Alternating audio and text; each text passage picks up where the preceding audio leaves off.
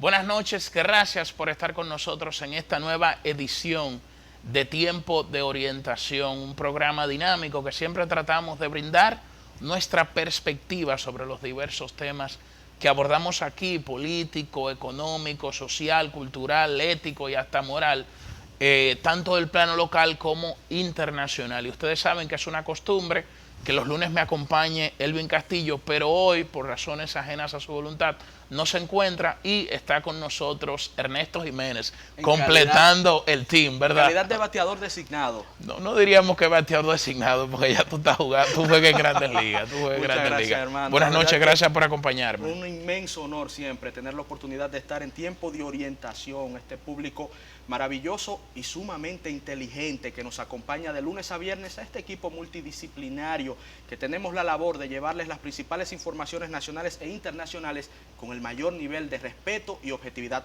posible. Ese privilegio, ante todo, se lo agradecemos siempre a Dios nuestro Señor. Él nos da la vida, la fuerza y la voluntad para estar en este espacio. Se estila, cuando está este servidor en Tiempo de Orientación, iniciar con una reflexión de carácter moral y ética. Soy de los que cree, como estableció el profesor Juan Bosch, que la política sin moral es una fuerza destructora. Y en ese mismo sentido hablaba el presidente que considero es el presidente moral de los Estados Unidos, Abraham Lincoln, que la política sin base moral es una ciencia perversa. Y en estos momentos que estamos en una lucha política, y no por ser política tiene necesariamente que ser partidaria, pero es una lucha que engloba al todo el pueblo dominicano, en donde una parte del pueblo que pide que se respete la Constitución de la República siente que está del lado correcto de la historia.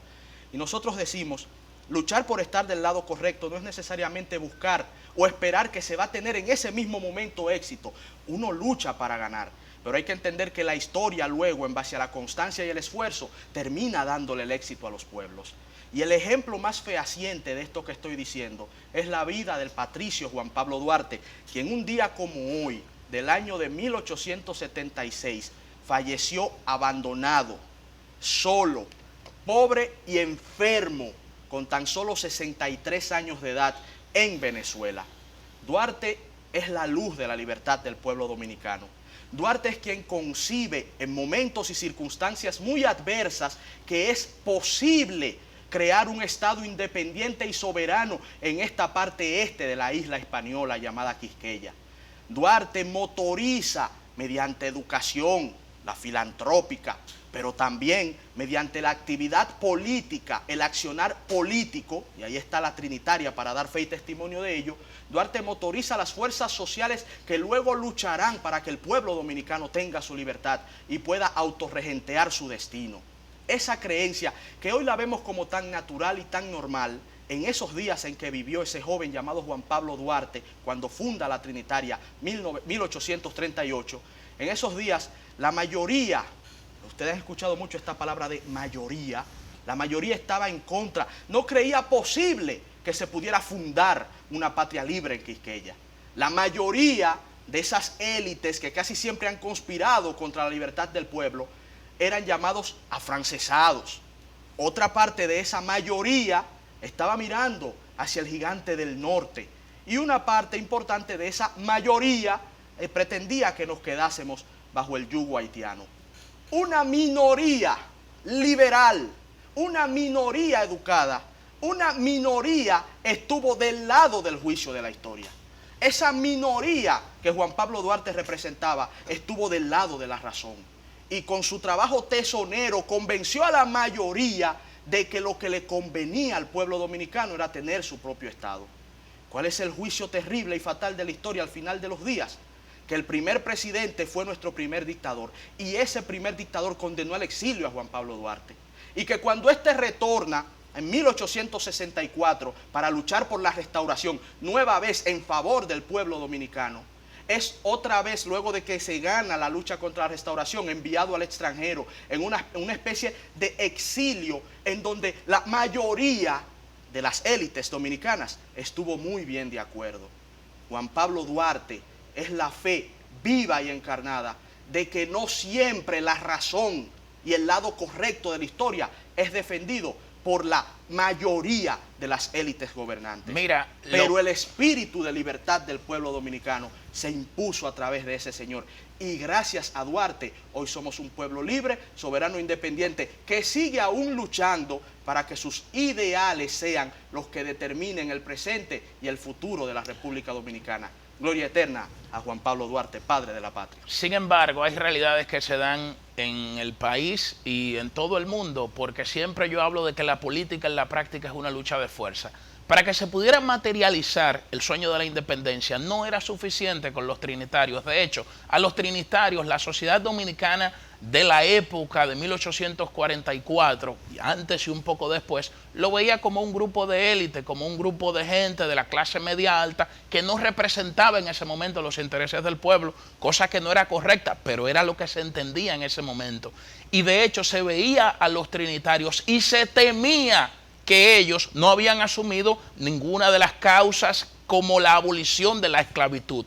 Y cuando los trinitarios se dieron cuenta de que para poder conectar con esa mayoría de la población y encauzar a sus filas, a muchas personas entonces comenzaron a asumir propuestas populares como la abolición de la esclavitud, entre otras. Pero no solo eso, que para poder consumar ese ideal de independencia no era suficiente con las ideas de Duarte. Duarte fungió más como arquitecto ideológico de la independencia y es ahí su gran mérito. Y ciertamente inculcar ese ideal hasta que, ¿verdad?, pudiera convertir ese ideal en una fuerza política para materializar la independencia. Sin embargo, ¿qué tuvo que hacer Juan Pablo Duarte y los trinitarios? Aliarse al sector social que en el orden de las ideas políticas en ese momento era el más atrasado, que eran los ateros. Porque solamente con el sable de Santana y la fuerza de los conservadores era posible materializar esa independencia. E incluso, luego que se consuma la independencia, que de manera injusta Duarte lo declaran traidor de la patria, muchos de los trinitarios, como Ramón Matías Mella y Francisco del Rosario Sánchez, pasaron a la fuerza conservadora. E ironías de la historia, que el hombre que decide los acontecimientos políticos del 27 de febrero de 1844, luego fue el emisario de Pedro Santana hacia España solicitando el protectorado español. Entonces fíjense cómo el que asume la política, y eso lo dice mucho el politólogo Pablo Iglesias en España, tiene que asumir que la política y la lucha de fuerza, la construcción de alianzas, hay que asumir ciertas contradicciones que no necesariamente van acorde con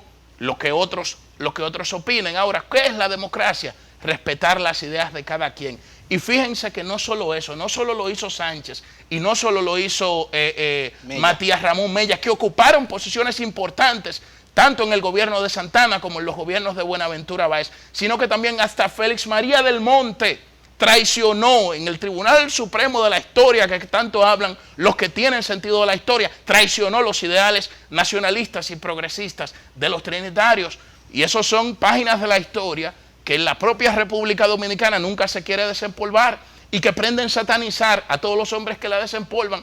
Es más, yo me voy con otro elemento importante que hay que analizar en la historia dominicana. Aquí se quiere decir que Pedro Santana fue un traidor porque Pedro Santana solicitó el protectorado de España, y siempre hay que ver las cosas en su contexto. El profesor Juan Bosch, analizando en un libro que se llama Colección de Estudios Sociales, el perfil político de Pedro Santana, dice que el protectorado a cualquier potencia extranjera en ese momento era una aspiración de la clase burguesa de la República Dominicana, pero también era una aspiración de la clase media, porque no entendían de que nuestro país tenía la capacidad de poder automanejarse.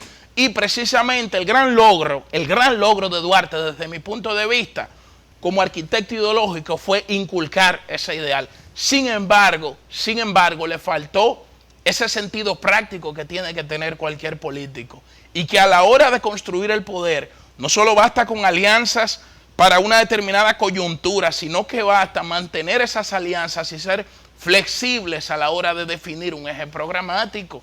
Y eso se debe tomar en cuenta a la hora de nosotros analizar la historia política dominicana. Y le he mencionado pocos casos, pero si vamos, por ejemplo, al papel de Duarte en la guerra restauradora, no fue trascendental. De hecho, hasta el propio Luperón lo ignoró, y otros jefes de la gesta restauradora en ese momento no le hicieron mucho caso a Juan Pablo Duarte, quien en un libro, hay una biografía de Orlando Orlando Hinoa, donde él se llama habla Juan Pablo Duarte. Donde él habla de cómo Duarte ahí se sentía frustrado porque fue ignorado durante la gesta restauradora, porque un hombre que sea decisivo en un determinado acontecimiento de la historia no necesariamente significa que en otro acontecimiento será trascendente. Y esos son aspectos que hay que tomar en cuenta. No obstante, que es otro error también, se quiere vender la figura de Duarte como si Duarte fuese un dios, como si Duarte no era un hombre de carne y hueso, un ser humano común y corriente, un ser humano que también tenía contradicciones, errores y defectos. Y se le quiere brindar, a raíz de una historiografía que podríamos citar ahí también, El Cristo de la Libertad, del doctor Joaquín Balaguer, señores, lo ponen como un hombre demasiado extraordinario. Que lo fue. Y pero lo fue en términos ideológicos. Pero ¿qué pasa? Es una guía moral para los jóvenes dominicanos. Pero ¿qué pasa? Pero cuando tú lo pones tan... enaltecer, sí, pero cuando tú lo pones despreciar. Pero no lo estamos despreciando, pero cuando tú lo pones tan alto, por encima del bien y del mal, la gente lo ve demasiado lejos, lo ve como un intocable, no lo ve como un hombre normal de carne y hueso, que asumió contradicciones de la época en su momento. Y yo creo que ese Duarte, que no es el Duarte que a nosotros nos enseñan en la escuela, en el colegio, de que fulano fue tal y tal cosa. No, ese es el Duarte que está en los libros de historia dominicana. Y ahí yo recomiendo, por ejemplo, otro libro, ya con esto termino. Sociología Política Dominicana, de Juan Isidro Jiménez Grullón. Son 3 volúmenes para que ustedes vean cómo la historia, desde la lucha de clases, se dan ciertas contradicciones que explican los acontecimientos históricos, y no solamente queriéndolo ver como que fue un solo hombre, como que fue el único combustible que determinó un acontecimiento de una época, y no es así. Y el propio Juan Bosch, en Composición Social Dominicana, explica esa dirección bicéfala de la historia dominicana y las contradicciones que asumieron muchos trinitarios, y que hoy prácticamente uno es un impúdico o sencillamente un hereje si se refiere a eso públicamente. Brevemente, citaste a 2 personajes de la historia de una manera muy parcializada, y creo que debemos también terminar. Hay un dicho dialéctico que indica que la vida de los hombres se analiza no por cómo empieza, sino por cómo termina. E independientemente a las contradicciones pequeño burguesas que muy bien retrata Juan Bosch en Composición Social, que sí acusaron a Sánchez y a Mella, la realidad es que terminan reivindicados ante la historia, porque en la guerra que el mismo Bosch describe, en la guerra social, hay que leer ahí a Simón Bolívar y la guerra social, y luego los escritos de Bosch sobre la guerra de la Restauración, Francisco del Rosario Sánchez termina fusilado por órdenes, ¿les digo de quién? Del dictador y traidor a la patria, Pedro Santana. 4 de julio, año de 1861. Entro por Haití, porque no puedo entrar por otra parte. Y si alguno intentase mancillar mi nombre, decidle que soy la bandera nacional. Así terminó Francisco del Rosario Sánchez, defendiendo la causa nacional, la causa que, acorde a Juan Bosch, fue la que más apoyo popular ha concitado en toda la historia de la República, la causa de la libertad, de la restauración y de la lucha contra los traidores. Francisco del Rosario Sánchez. Ramón Matías Mella, que también fue citado en este espacio, en una visión sesgada de su accionar histórico. ¿Cómo termina Francisco Ramón Matías Mella? Sí, enviado ante las Cortes españolas para buscar la anexión. Podemos utilizar también el término político protectorado, que no era nada más que la venta de la dignidad nacional, que la venta de la patria a una potencia extranjera, que era la visión de la élite más atrasada de la República Dominicana en contra de las ideas burguesas y liberales. ¿Y cómo termina Ramón Matías Mella? Luchando contra la anexión y contra Pedro Santana. Muere pobre y enfermo en 1864, y sus últimas palabras fueron: aún hay patria, que viva la República Dominicana. Gloria eterna a nuestros padres de la patria, Francisco del Rosario Sánchez, Matías Ramón Mella y Juan Pablo Duarte. Su ejemplo no contiene mancha y sirve de guía a los jóvenes de la República Dominicana. El propio Juan Bosch, cuando se refiere a la gesta de la restauradora, de la gesta de la restauración, habla y dice algo que desde el punto de vista materialista es un enfoque que han sostenido otros autores, de que muy pocos a la hora de que se produce un conflicto, un acontecimiento, van impulsados por puros ideales patrióticos. Cuando aquí se produjo la funesta anexión de Santana, que era una aspiración de las clases sociales más altas y medias de nuestro país, en principio el pueblo dominicano no se opuso.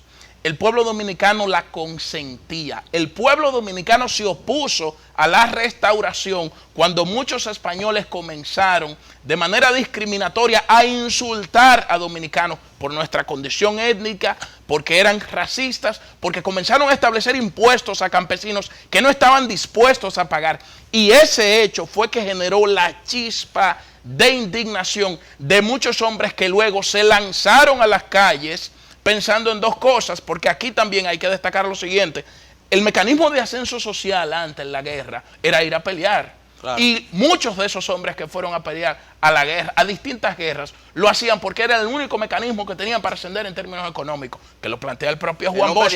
Y esos son parte de los factores que van creando esa indignación de la clase media dominicana, que fue la que jugó un rol determinante en la gesta de la restauración. Eso se da también incluso con la propia invasión haitiana de Boyer. Boyer no tuvo resistencia. Es más, eso no fue una invasión.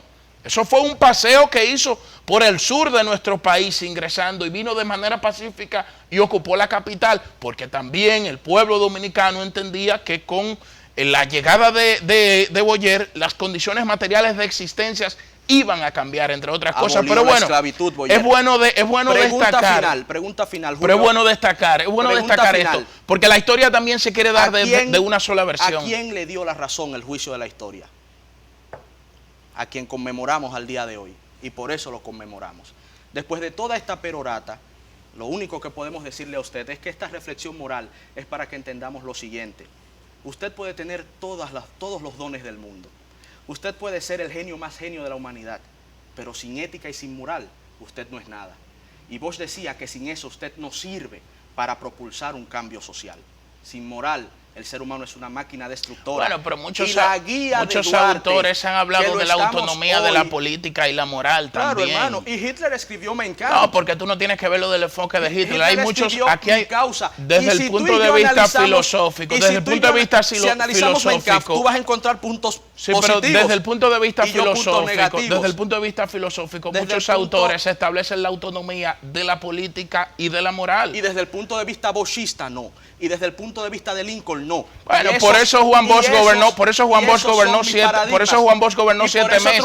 Que después de 25 años, en el exilio, viene Juan Bosch y dice Juan Bosch que en República Dominicana no hay cabida para demócrata, que solamente había que ser comunista o dictador para gobernar. Y el tiempo no le ha dado la razón. No le dio la razón. Si el paradigma es Trujillo, no, el paradigma es Balaguer. Balaguer fue un momento de una transición política de una dictadura hacia una democracia. Poder, yo lo respeto. Mi paradigma es la ética, la moral y el bienestar de mi pueblo. Que viva Juan Pablo Duarte.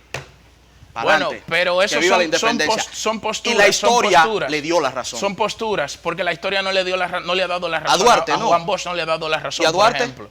A Duarte, claro que sí, porque como arquitecto ideológico de la independencia, gracias a Juan Pablo Duarte tenemos una cédula que dice dominicano. ¿Y quién falleció un día como hoy? Bueno, Juan Pablo Duarte, por supuesto, hace 143 años. El propósito de esta reflexión, que medio se tergiversó un poco, no entiendo por qué, es bueno, pero tú también lo has tergiversado. De Juan Pablo Duarte. Claro, lo considero pero como analista también uno tiene que brindar, como analista uno tiene que brindar elementos para que la gente también se construya su propio juicio. Intentó vislumbrar de una manera sesgada el ideal de Mella y de Sánchez. No, pero no es vislumbrarlo sesgado, porque no es sesgado. Porque yo estoy diciendo, ¿cuáles fueron las últimas palabras de Mella? Pero yo no estoy diciendo que de manera sesgada estoy planteando o queriendo destruir parte de su inmaculada hoja, ¿no? Yo simplemente, pero que yo lo que estoy diciendo, pero yo estoy diciendo y citando muchos autores, a Juan Isidro Jiménez Grullón, al propio profesor Juan Bosch, cité aquí el perfil político de Pedro Santana, de colección de estilos sociales. Inclusive pudiera citarte a Escaleno, pero yo estoy utilizando que muchos hablaban autores de la política y la moral como dos alas de una misma ave y que caminan hacia un mismo rumbo. Si vamos a citar y a discutir de filosofía, podemos durar hasta mañana. Yo sé que sí, pero tiene que entender y tener la humildad de que hay gente que tiene postura distinta. No, la humildad es entender que Duarte es el guía moral del pueblo dominicano. Y a eso es que vinimos pero acá. Esto no, José La Luz ha dicho que esto es una sociedad que no aspira a ser Juan Pablo Duarte. y que lo demuestre en la práctica. Lo ha dicho José La Luz. Eso dijo José La Luz. Lo ha dicho José La Luz. Con José Martí. Yo lo he dicho José La Luz. Hay hombres que sufren como en agonía cuando ven que los otros hombres andan sin decoro a su alrededor. Debe haber un mínimo de decoro, así como hay luz. José Martí. Y podemos seguir citando filósofos. Por ejemplo, aquí en la historia política dominicana nunca ha triunfado un proyecto liberal. Nunca ha triunfado un proyecto liberal. Un proyecto comunista. Pero nunca ha triunfado un proyecto liberal. Bueno, pero es que no nos han gobernado los comunistas, gracias a Dios. No nos han gobernado los comunistas. Las clases más atrasadas desde la independencia hasta hoy. Bueno, tenemos que hacer una pausa porque esto no, es la guía y la luz. Esto va a durar la hora entera. Pero vamos a una pausa y regresamos de inmediato.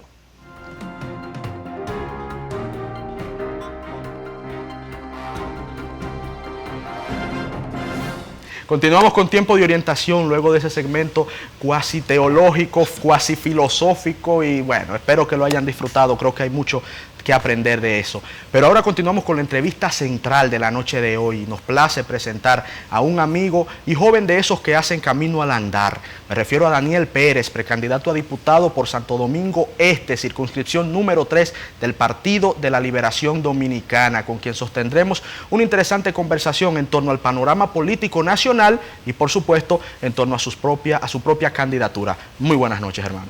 Bueno, muchas gracias, buenas noches Ernesto, Julio y a su público también, a los televidentes que nos escuchan, que nos ven en este momento en Tiempo de Orientación, un programa muy interesante. Yo he disfrutado aquí bastante desde que he llegado, escuchándolo a ustedes muy apropiadamente, discutir y analizar, ¿no? Desde diferentes puntos de vista la historia de la República Dominicana, cada uno con su visión, cada uno con su, ¿verdad?, con su posición. Así es, hermano. Bueno, yo le felicito, ¿verdad?, que sí. Yo entiendo que esto hace falta más en los medios de comunicación, este tipo de debate. Muchas gracias. Gracias a ti por estar con nosotros. Quisiéramos que iniciemos esta conversación hablando de tus aspiraciones. Yo sé que suena una pregunta cliché, pero siempre es bueno saber qué te impulsa, qué te motiva a inmiscuirte en las lides políticas y aspirar a diputado por la circunscripción número 3, ¿verdad?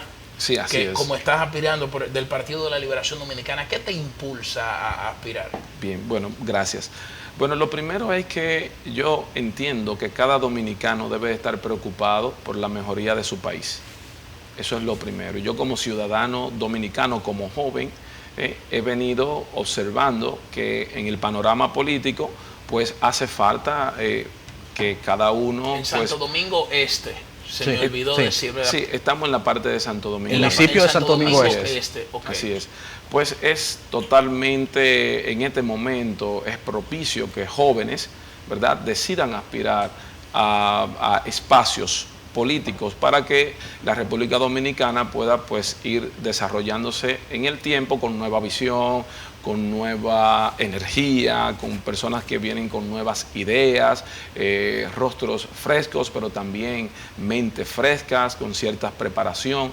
Yo entiendo que es necesario. Un país que mantiene su élite gobernante congelada, frisada, estancada, inamovible, es un país que tiene poca perspectiva de desarrollo. Y yo particularmente estoy interesado, desde niño he estado interesado, siempre he querido que la República Dominicana vaya adelante. Vemos dos cosas: vocación social, ¿verdad?, que te impulsa a resolver los problemas de tu comunidad, y que también eres parte de la regeneración política, la nueva generación. Así es. Por el poco tiempo que tenemos conversando ya podemos inferir, ¿verdad?, que tienes buenas ideas y que eres una persona preparada. Pero me gustaría que hablemos de los problemas de la comunidad, del municipio de Santo Domingo Este, los principales problemas que has identificado en los recorridos que estás haciendo. Interesante. Y las características, sobre todo, de la circunscripción número 3. Lo primero, que es la circunscripción más grande del país. En Santo Domingo Este, en la circunscripción número 3, caben perfectamente 5 provincias del tamaño de las condiciones geográficas, el espacio geográfico de Barahona. Entonces estamos hablando... En la circunscripción número 3 del municipio de Santo Domingo Este, de la provincia de Santo Domingo. Así es. Caben 5. ¿Cuántos diputados son en total? En la actualidad son 8. Para el 2020 tendrá 11. Entonces, la circunscripción ha crecido de una manera sorprendente. Y por eso, para el 20, la Junta Central Electoral, que nos toca por ley, pues estableció 3 curules más para esa circunscripción. Es una circunscripción grande y así como es de grande, también es de desigual.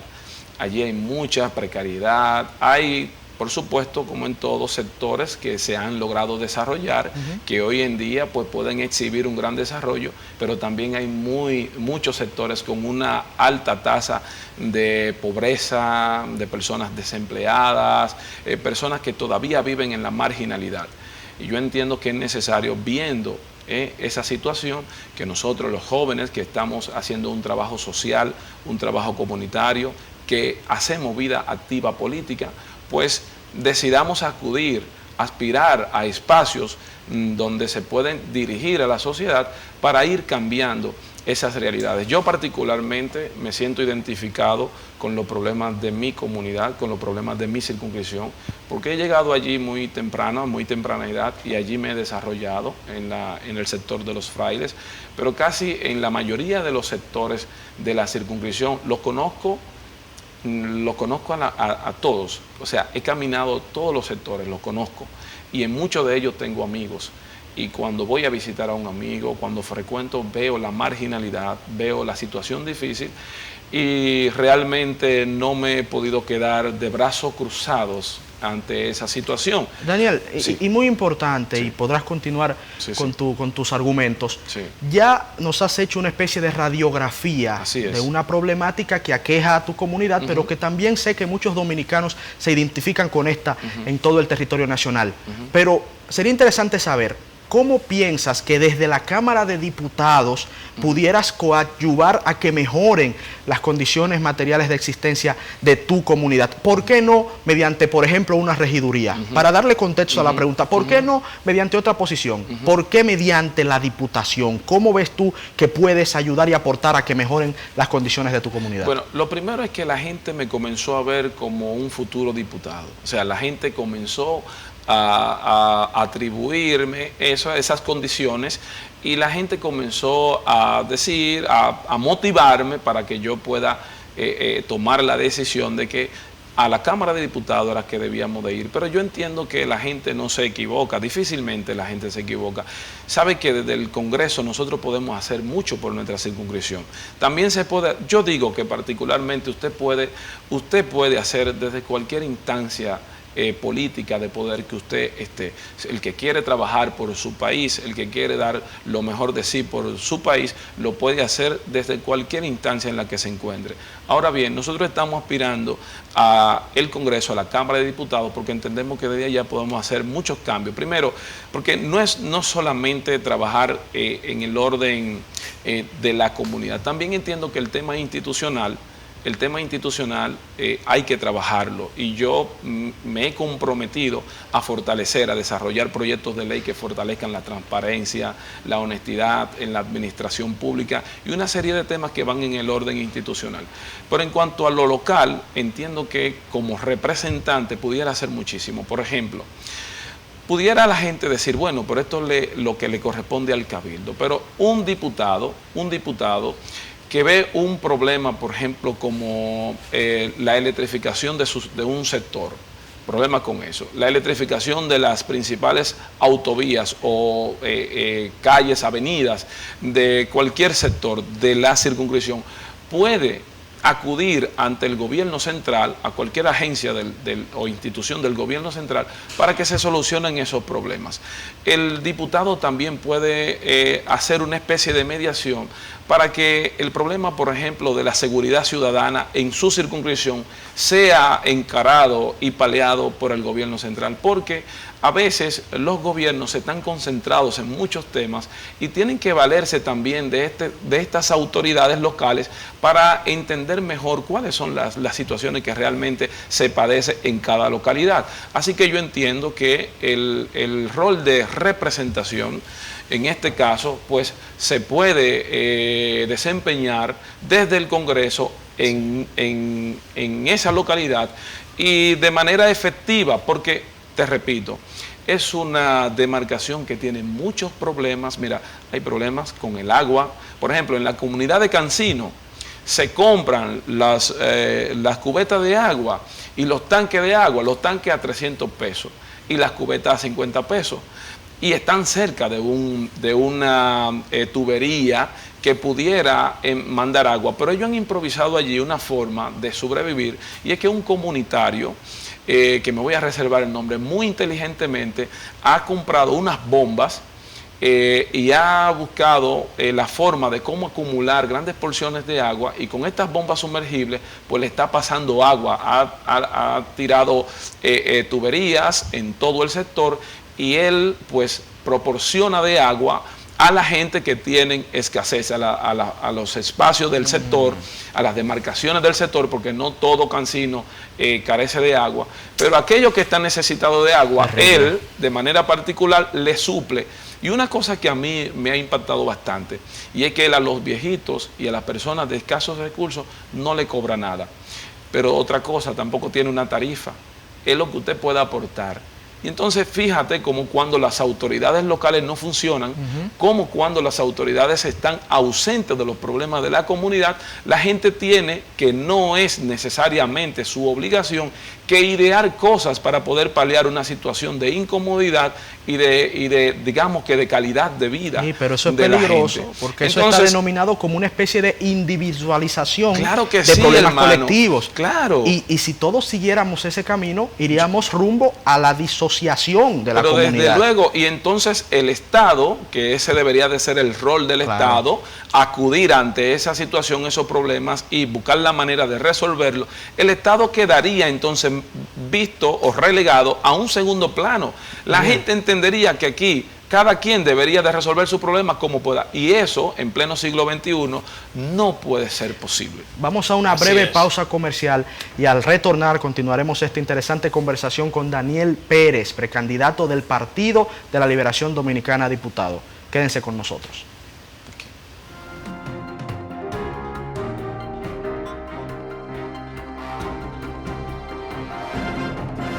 Daniel, para aprovechar el tiempo, que bastante corto que es en televisión, nos gustaría conocer cuáles son las principales propuestas que llevas en tu precandidatura a la Diputación por la circunscripción número 3 de Santo Domingo Este. Por lo menos lo puedes dividir en un bloque de una o dos grandes propuestas para así poder aprovechar el tiempo y continuar con otros temas. Perfecto, muchas gracias, Ernesto.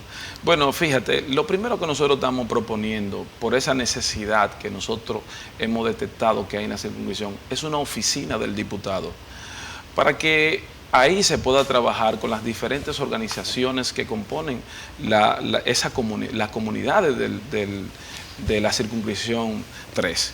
Entonces, con una oficina del diputado, nosotros podemos ahí buscar soluciones a los problemas, recibir a las asociaciones de juntas de vecinos, las asociaciones de iglesias, bueno, los pastores, diferentes comunidades que se den cita, nosotros los que promueven la cultura, las asociaciones de clubes culturales. Entonces, tú quieres estar en el territorio, en la zona, en tu circunscripción. Sí, sí. Que no tengan que ir a visitarte a un cuarto frío en el Congreso. Claro, por ejemplo, en mi circunscripción. No, sí, así es.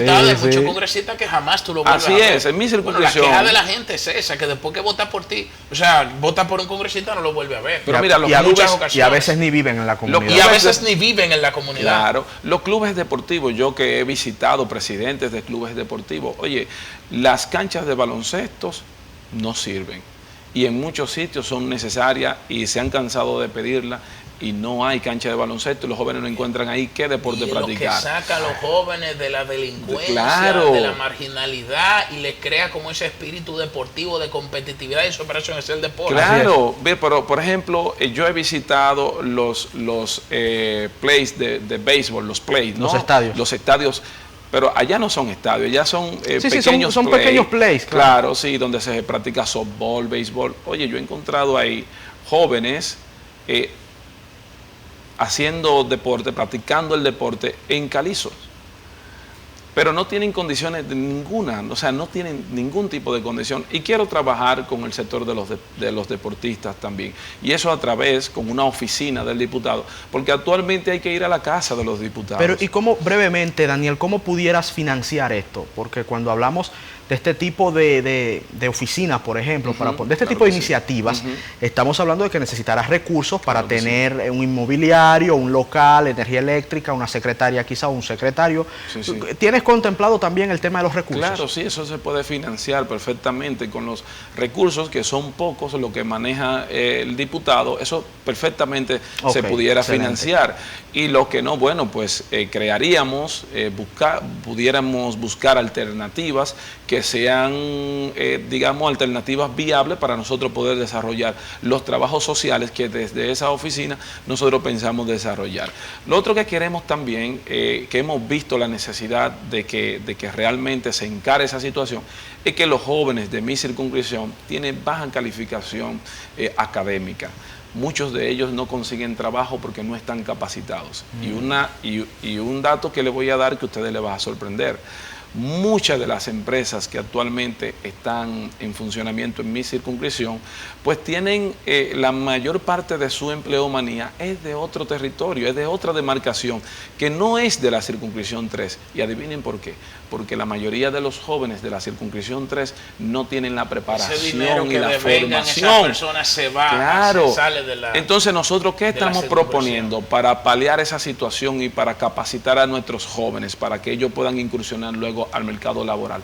La creación de un instituto.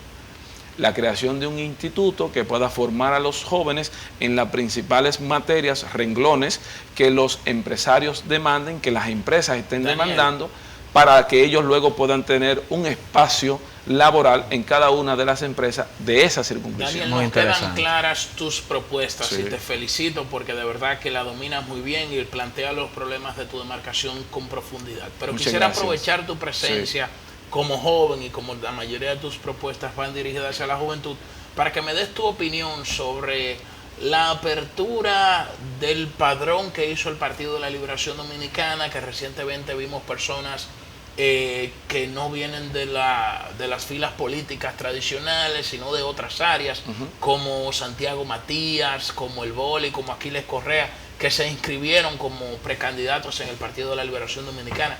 ¿Qué opinión te merece? Bueno, yo pienso, fíjate bueno, que... yo creo que tú no vas a competir con el Boli, porque de aquel lado, o él va por la 3 o por la 1. Yo creo que él va por la 1, ¿es? Él está inscrito en las 3. En las 3, o sea, ustedes van a competir. Sí. Me gustaría saber tu opinión. Va a haber una especie de competencia interna.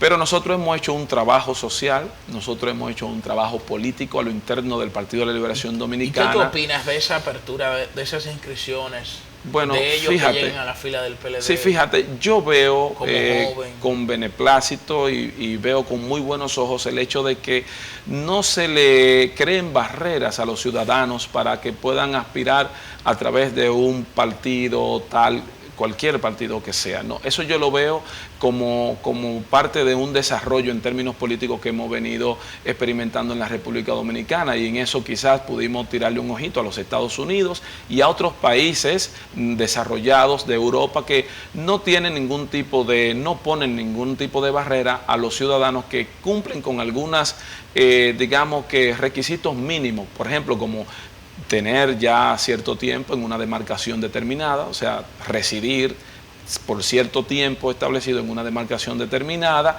ser nacional de ese país o tener un tiempo determinado ya nacionalizado en ese país, cosas que son elementales, porque yo entiendo que los ciudadanos tienen el derecho de aspirar a un cargo público. Al final, la República Dominicana es de todos. ¿Qué opinas de la situación? Bueno, sí, ahora bien. Hay un ¿Qué pero, pasa? Cuidado, después del pero. Después de ese preámbulo que tú ahora hiciste. bien, tenemos que tener cuidado, porque ya hemos visto en muchos casos, y ya podemos citar, por ejemplo, en el caso de Guatemala, que le dieron la oportunidad, los guatemaltecos le dieron la oportunidad a un humorista.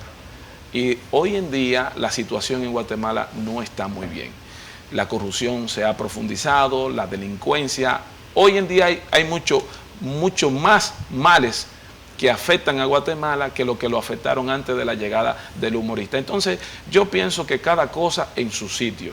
Si usted se dedica al humor, dedíquese y sea bueno en el humor. Pero déjele la cosa de la política a los entendidos en política, a los que realmente se han capacitado y se han venido desarrollando en esos asuntos.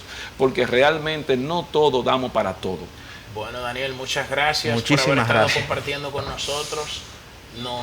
Necesitamos más tiempo, nos hizo falta tiempo para continuar escuchando tu opinión, ¿verdad?, sobre diversos temas. Se quedaron a la varias orden. preguntas pendientes. Sí. Y qué bueno Vamos que a se dejar quedaron pendientes. Sí, vamos a dejar la En recámara. una próxima ocasión también para saber cómo va evolucionando la campaña y Perfecto. tus actividades políticas allá en Santo Domingo Este. Bueno. Vamos a una breve pausa comercial, pero créannos, aún hay mucho más en Tiempo de Orientación. Sigan con nosotros.